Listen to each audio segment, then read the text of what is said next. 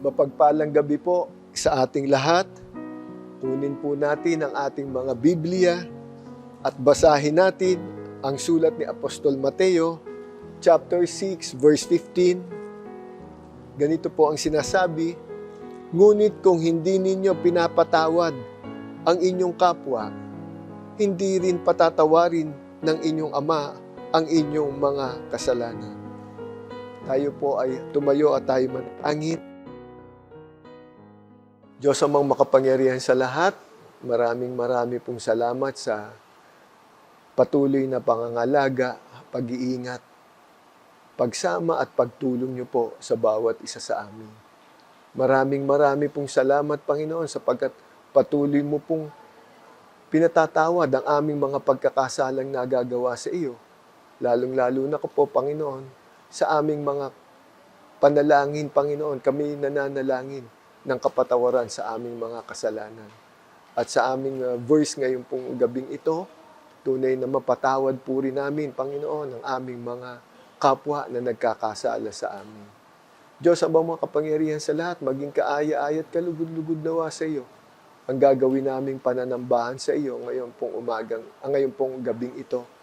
At tunay na patuloy ka pong mangusap sa puso at isipan ng bawat isa sa amin, lalong-lalo na po ang maghahatid ng iyong mensahe, banal na salita sa aming gabing ito. Kayo po ang magpala sa Kanya, lahat po ng sasabihin niya sa amin, iisipin, alam namin na sa lahat ito galing, Panginoon.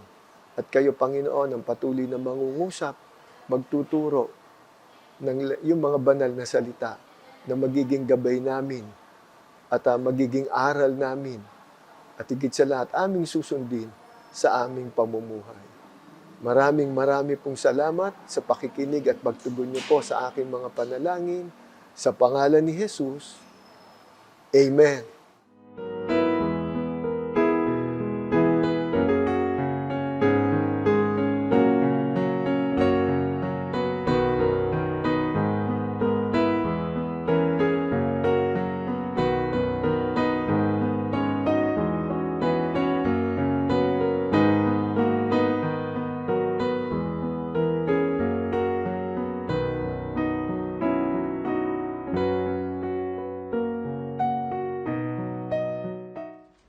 Isang mapagpalang gabi po sa ating lahat. Nais ko pong magbigay ng papuri at pasasalamat sa ating Panginoon sa buhay at kalakasang patuloy niyang pinagkakaloob sa aming buong sambahayan. Hindi po ibig sabihin nito na hindi kami nakakasakit o hindi kami nakakaranas ng mga trials and difficulties sa buhay namin. Dahil ang lahat ng ito ay parte ng pagiging isang Kristiyano. Subalit, sa isang mananampalataya, ang Panginoon will always be there to give complete healing, peace of mind, strength, and wisdom for us to be able to overcome all of these trials and difficulties sa buhay natin.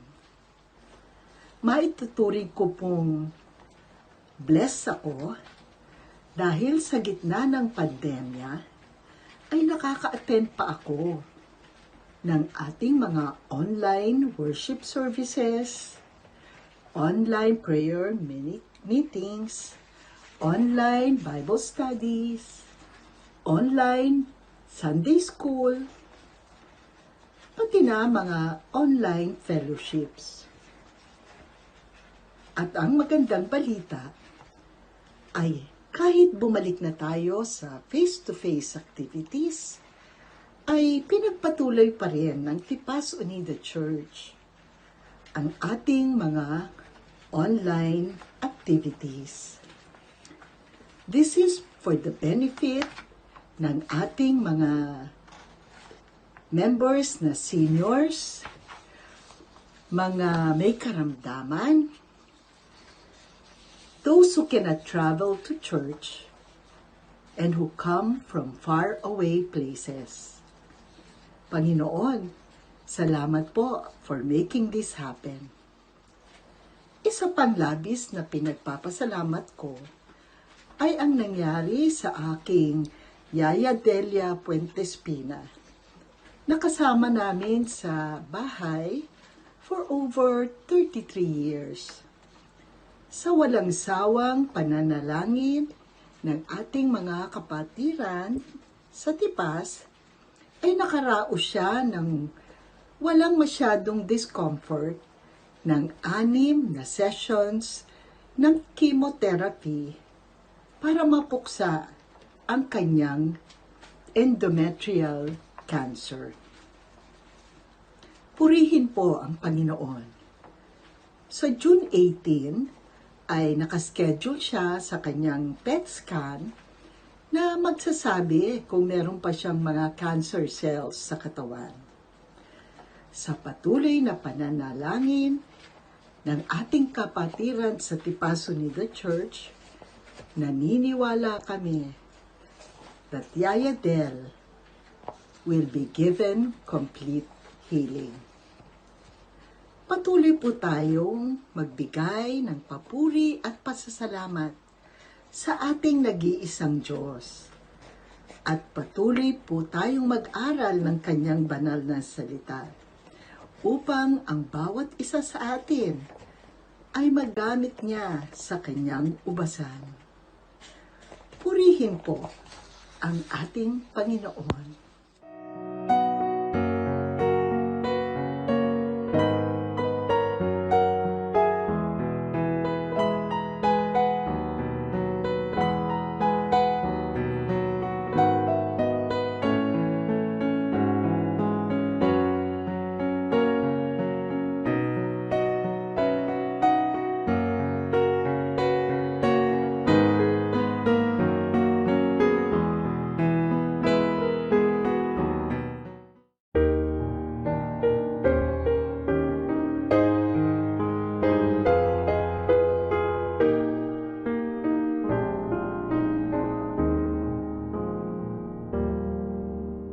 Si Jesus ay kainigan, hirap natin inasan, nagbigay ng kapalaran,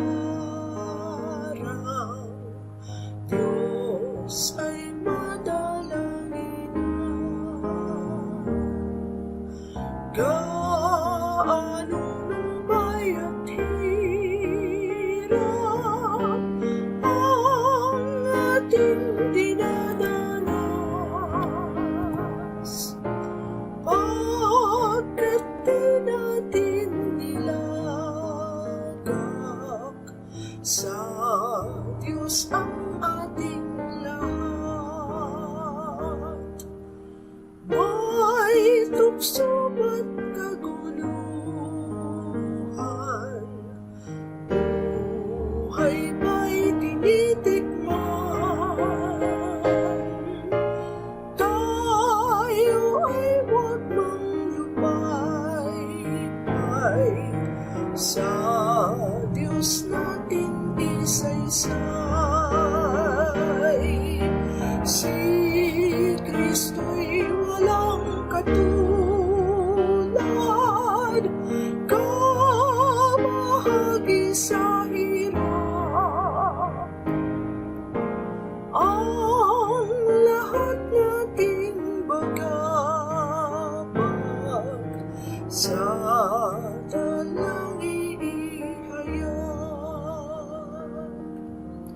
Mabigat ba ang pasanin at maraming isipan, kay Jesus mo idalangin at kanyang aalisin. Kung kaibigay lumimot, idalangin mo sa Diyos.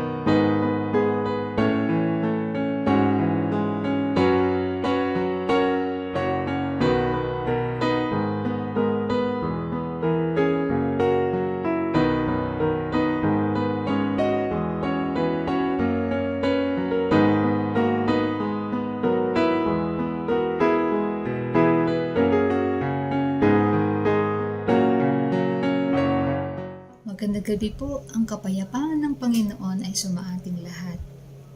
Pagpalain nawa at patnubayan ng Diyos ang ating pag-aaralan sa gabing ito. Mayroon po bang pagkakataon na tinanong mo ang iyong sarili kung ano kaya ang kailangan upang patuloy nating mapalago ang ating iglesia? Alam natin na may plano ang Diyos sa bawat isa sa buhay natin at lalong-lalo na sa ating iglesia. Suportado po yan ng ating salita ng Diyos na pwede nating panghawakan galing sa Jeremiah 29:11 na nagsasabi, "For I know the plans I have for you, declares the Lord, the plans to prosper you and not to harm you, plans to give you hope and a future." Plans to prosper, plans to give hope and future. Pero naitanong niyo rin po ba, bakit? Bakit may mga tao pa rin hirap? Bakit may gulo pa rin sa bansa natin?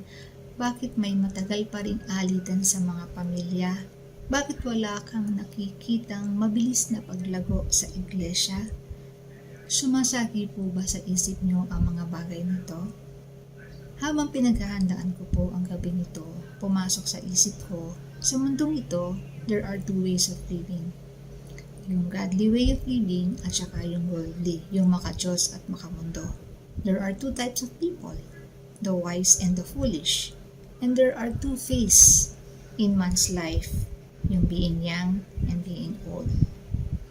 Kung i-connect natin kung yung plano ng Diyos sa buhay natin sa mga katanungang na banggit natin kanina, yung mga bakit, at saka yung mga categories na i-share ko, ito po ang nakita kong punto. This is the point. That we can enjoy the prosperity that God promised to us by being wise, living a godly life, and maintaining strong connection with understanding and respect between the youth and the elders. Kadalasang nangyayari ngayon sa karamihan ng pamilya, sa buong mundo, even sa ating iglesia, elders see youth as someone na hindi nakakaintindi, kulang sa kaalaman. Ang youth naman on the other hand, they view elders as huli or hindi nakakasabay sa uso. In other words, hindi pareho yung frequency ng kanilang pag-iisip. Kulang sa connect. Hindi nagkakaunawaan, hindi nagkakatulungan, kaya hindi mabilis ang pag-usad.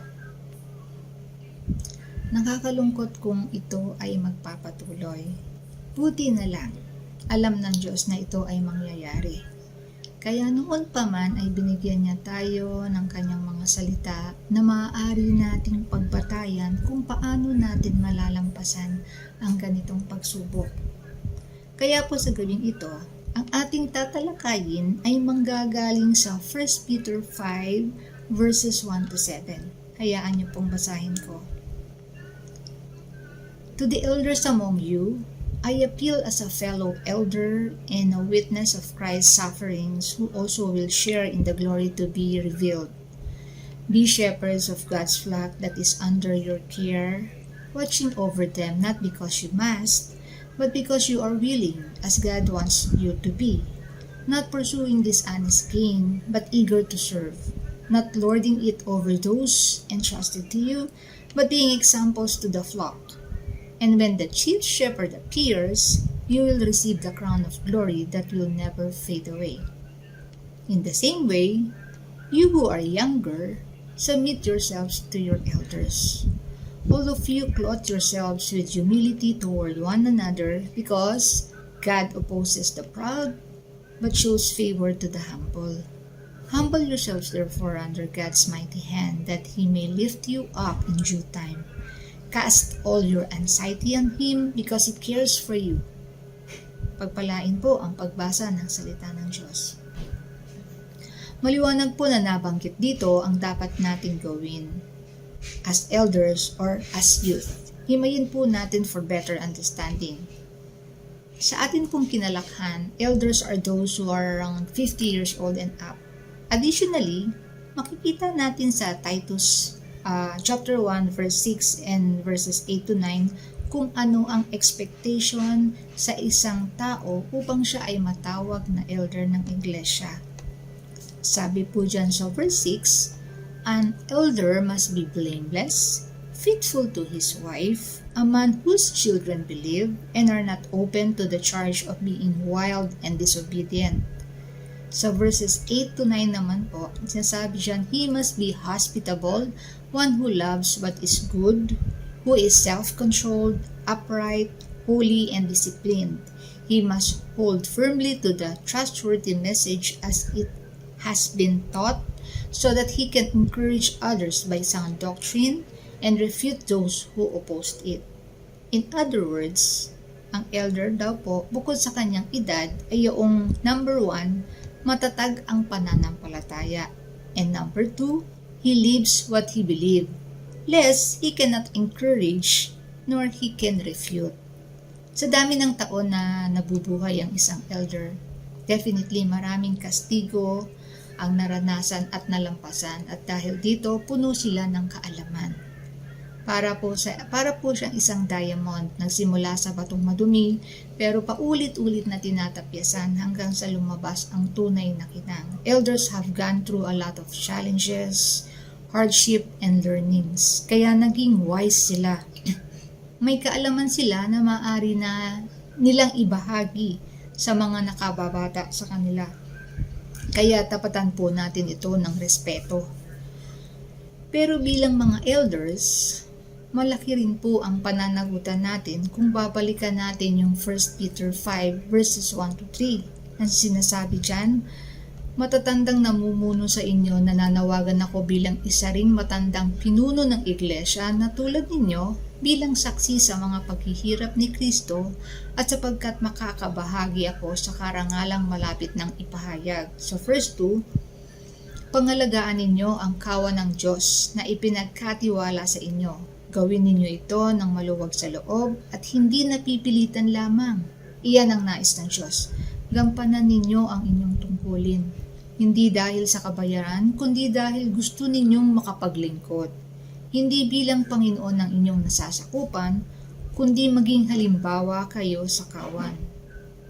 So, as elders, dapat po nating gawin, unang-una is pangalagaan ang kawan ng Diyos na ipinagkatiwala sa inyo, sa atin. Kawan, these are God's flock. Buong iglesia, lalo na po ang mga kabataan o yung mga taong nakakabata sa atin. Pangalawa, gampanan ninyo ang inyong tungkulin. Ano po ba yung tungkulin natin? Sa Acts 20:28, nakalagay po dyan, keep watch over yourselves.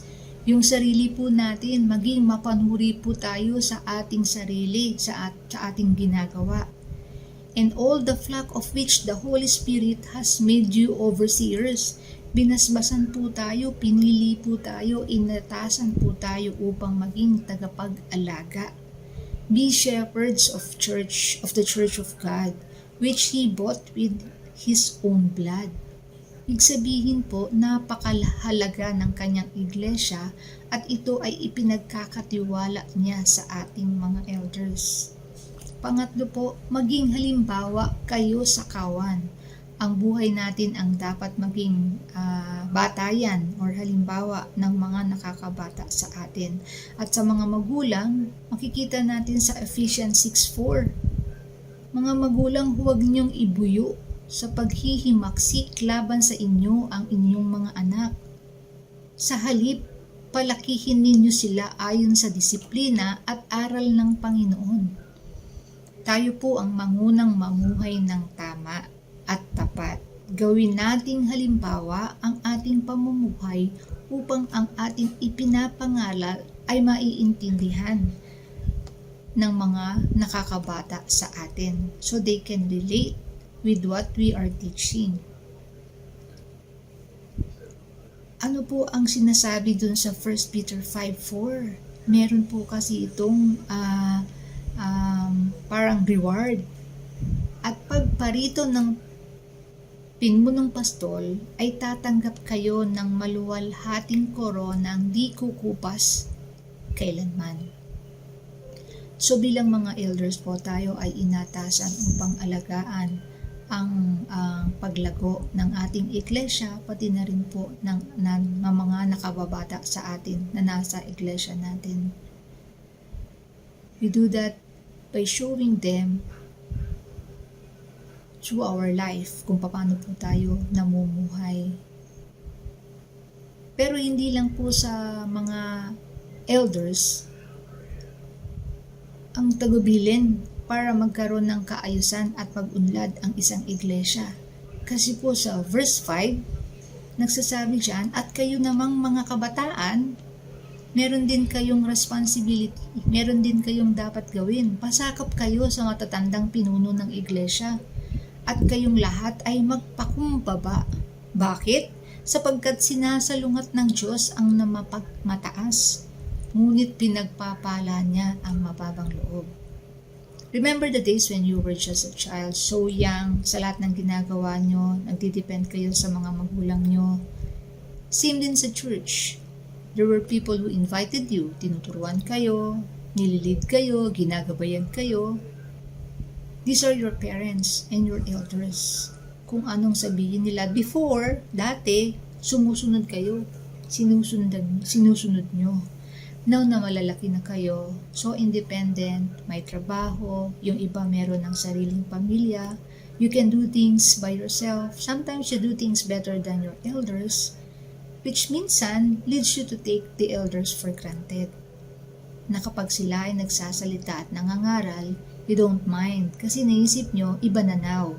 They don't understand anymore, so whatever they say, it does not relate to your situation. You are so much into yourself. Kung yung kaalaman mo, yung achievements mo, yung mga friends mo, o yung tribe mo, if you want to call it that way, you are so proud of yourself. And this is exactly what the world wants you to be one with the world. Mamuhay sa pamamaraan ng mundo. But who rules the world? Isn't it the enemy of goodness? And what did the Bible say about conforming with the world? Ito po kasi yung nagsa-stop para po tayo ay lumago. Ano po ang sabi ng Biblia tungkol sa pamumuhay ng naayon sa mundo? Sa Romans 12:2, sinasabi dyan, huwag kayong makiayon sa takbo ng mundong ito. Sa halip, hayaan ninyong baguhin ng Diyos ang inyong pag-iisip upang maunawaan ninyo ang kanyang kalooban. Sa gayon, magagawa ninyo kung ano ang mabuti, kalugod-lugod, at ganap na kalooban ng Diyos. Huwag kayong makiayon sa takbo ng mundo. Maraming pagbabago sa pamumuhay, sa pag-aaral, sa pagtatrabaho, sa pakikirelasyon, even sa pananambahan. Ang tanong, saan nanggagaling ang ating kaalaman upang mag-survive sa mga pagbabagong nangyayari sa ating paligid? Sa dinidikta ba ng mundo o sa pangangaral ng mga elders natin? That's why sa 1 Peter 5, verse 5, it reminds us that you who are younger, submit yourselves to your elders. All of you, clothe yourselves with humility toward one another. Magpakababa tayo, makinig tayo, sumunod, manalangin at magtiwala. Bakit? Because God opposes the proud but shows favor to the humble. So, anong dapat gawin ng mga nakababata? Una, magpasakop kayo at sumunod. Makikita natin yan sa Hebrews 13:17 na nagsasabi, pasakop kayo at sumunod sa mga namamahala sa inyo. Sila'y nangangalaga sa inyo at mananagot sila sa Diyos sa gawaing ito. Ipinagbilin kayo ng Diyos sa kanila. Kung sila'y susundin nyo, magagalak sila sa pagtupad ng kanilang tungkulin. Parang mission accomplished, Lord. Diba? Kung hindi kayo susunod, kung hindi, sila'y mamimighati at hindi ito makakabuti sa inyo dahil at the end of the day, kayo din ang magsasuffer. Pangalawa, appreciate and respect your elders. Makikita natin yan sa 1 Thessalonians 5:12 na nagsasabi, mga kapatid, ipinapakiusap namin na igalang ninyo ang mga nagpapakahirap sa pamamahala at pagtuturo sa inyo alang-alang sa Panginoon. Kung tutuusin, yung mga elders ng church natin, pwede na silang gumawa ng ibang mapaglilibangan nila, mag-travel, magpahinga, at kung ano-ano pa. Pero anong ginagawa nila? Patuloy na nag-aaral para makagawa ng materials for our spiritual growth. Ang tanong, ginagamit ba natin? Uma-attend ba tayo? Nagpapasalamat ba tayo? Nagtuturo sila ng kanta upang matuto tayong magpuri sa pamamagitan ng pag-awit. Do we appreciate? Ginagalingan ba natin? Pinapakita ba natin? O sinasabi ba natin, thank you Lord? Nag-aayos sila para sa magandang pananambahan, naglilinis ng church, at madami pang pagsasakripisyo para maging madali para sa buong iglesia ang manambahan at lumago sa pananampalataya. Do we thank them? Ipinapakita ba natin ang ating appreciation? Every day, every time, o kapag ka Mother's Day, Father's Day, o Grandparents' Day lang? Pangatlo, huwag baliwalain. There are times that our behavior needs correcting. So, huwag natin silang babaliwalain. Makinig tayo kasi ang sabi sa Kawikaan 3:11-12, aking anak, ang saway ni Yahweh ay huwag mamaliitin, at ang kanyang pagtutuwid ay huwag mong itakwil, pagkat lahat ng mahal niya ay itinatama ng daan. Tulad ng anak na minamahal, sinasaway ng magulang. Be humble kahit na kayo ay malaki na, may trabaho, may sariling pamilya. Tandaan, inutusan ng Diyos na kayo ay pangalagaan ng inyong mga magulang, ng elders ng church.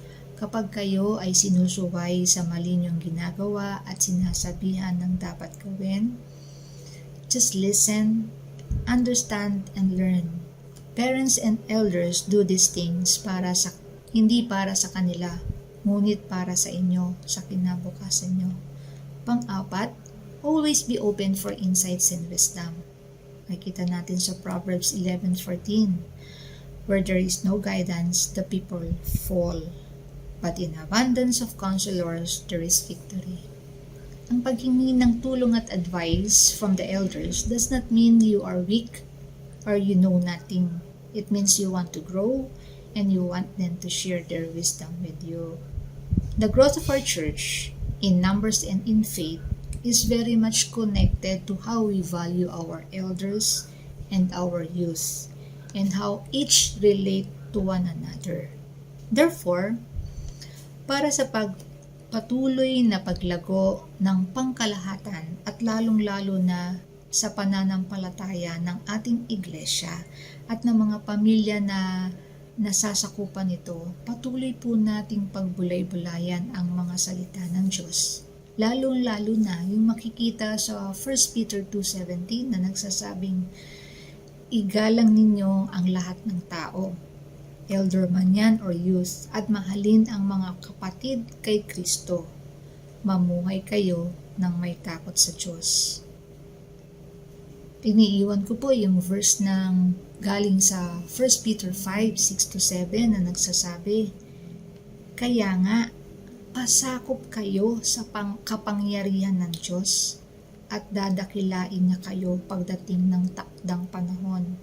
Ipagkatiwala ninyo sa Kanya ang inyong mga alalahanin sa buhay sapagkat Siya ay nagmamalasakit sa inyo. Humble yourselves, therefore, under God's mighty hand, that He may lift you up in due time. Cast all your anxiety on Him because He cares for you. Tandaan po natin, kay matanda o bata, may it be elder or youth, malaki po ang pananagutan natin sa paglago ng ating iglesia. Ang kailangan lang po natin ay respetuhin at bigyan ng importance ang bawat isa. Pagpalain po sana tayo ng Panginoon, purihin po ang Kanyang pangalan. Magandang gabi po.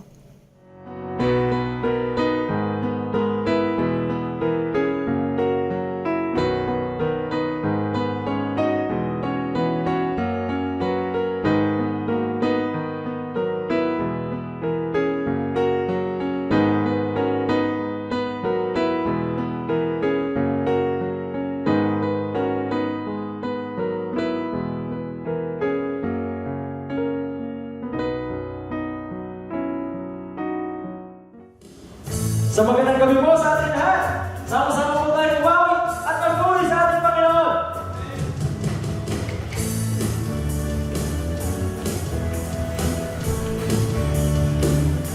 Tayo po lahat.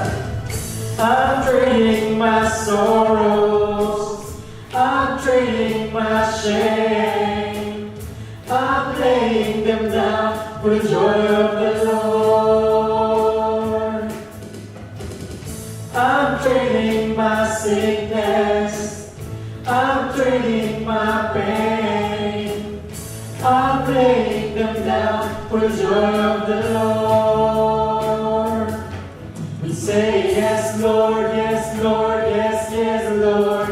Yes, Lord, yes, Lord, yes, yes, Lord. Yes, Lord, yes, Lord, yes, yes, Lord, amen. I'm pressed but not crushed, persecuted, not abandoned, struck down but not destroyed. I'm blessed beyond His curse, but His promise will endure. His joy is gonna be my strength. Though the sorrow will last for the night, His joy comes with the morning.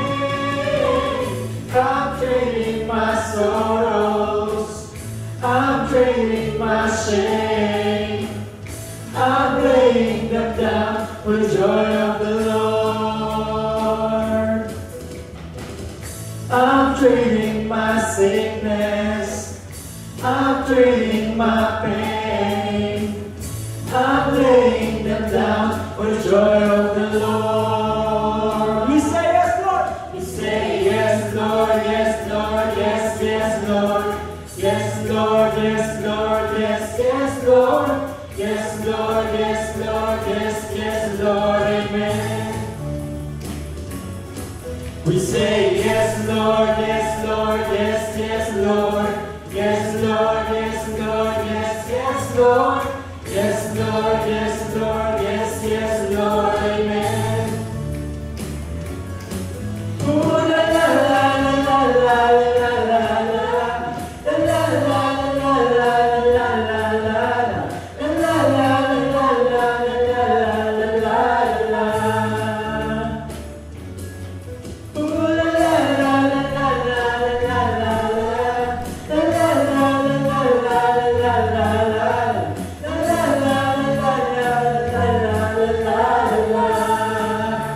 One more time, we say yes, Lord. Say yes, Lord, yes, Lord, yes, yes, Lord. Yes, Lord, yes, Lord, yes, yes, Lord. Yes, Lord, yes, Lord, yes, yes, Lord, amen. We say yes, yes, Lord, amen. We say yes, yes, Lord, amen. We say yes, yes, Lord, amen.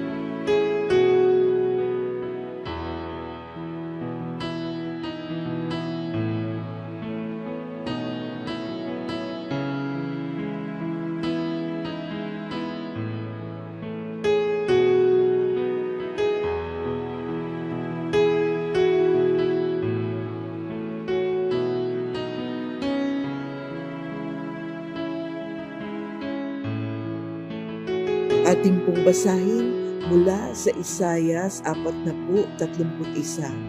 Ngunit silang naghihintay sa Panginoon ay magpapanibagong lakas. Sila'y paiilang lang na may mga pakpak na parang mga agila. Sila'y tatakbo at hindi mapapagod. Sila'y lalakad at hindi manghihina.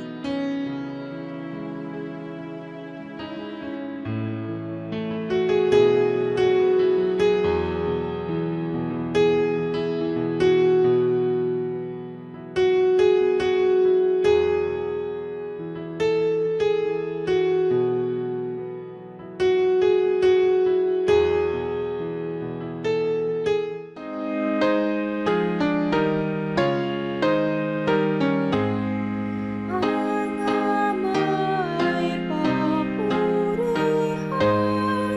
Anak, Espiritong Banal, ng mga taong nilalang at ng tanang sanlangitan.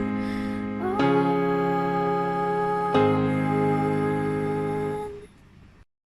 Patuloy kaming sumasamba, Ama, at sa pagkakataong ito naman, igawad mo ang iyong makapangyarihang bendisyon. Ang biyaya ng ating Panginoon sa Kristo, ang pag-ibig ng Ama, ang pakikipisan ng banal na Espiritu, ang siya na mag-ingat at mag-ampon sa atin mula ngayon at magpakailan-kailanman. Amen.